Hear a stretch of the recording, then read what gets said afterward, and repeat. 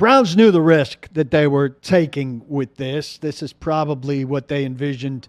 If it gets what you're saying, a year, that's probably what they envisioned as worst case scenario among the possibilities. They probably didn't think that was very likely at that stage after 2 grand juries denied to move forward with the case.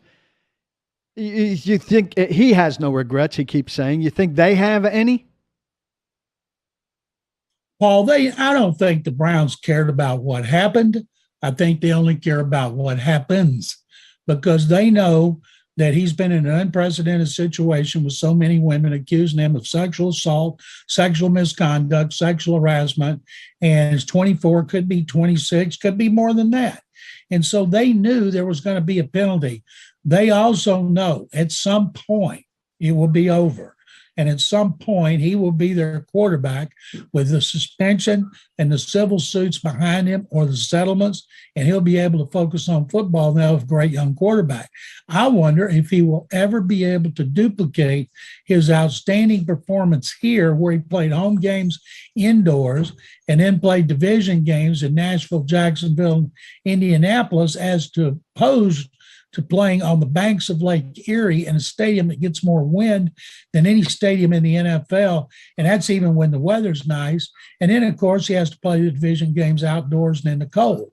And I wonder if he'll ever have statistics like he used to. But they've always had a good running game. They got a great running game now.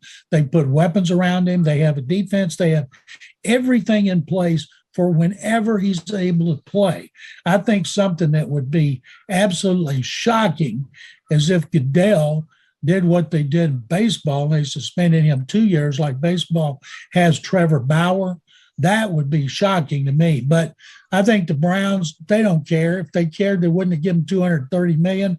And I've said it before, and I apologize for saying it again. The Browns were ridiculous.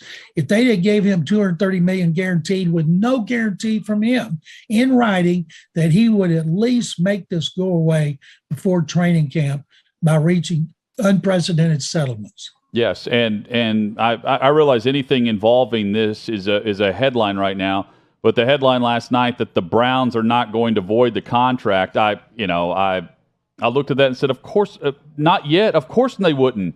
They've got 3 first-round picks invested in this. They can't get that back if they void the contract. Can you imagine how stupid they would look? They would look even dumber than they do now if they did something like that.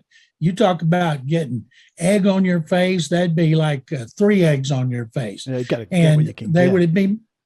they'd be admitting they made a mistake just to try to get money back and just put him out there. The key is, say they cut him. Would somebody else claim him? Would somebody wait till the legal issues are behind him? I don't think anybody would claim him. I think they would wait until the legal issues were up. The Browns have put up with too much abuse and have pinned too much on his right arm to back away. So I don't think there's any way they're going to do that.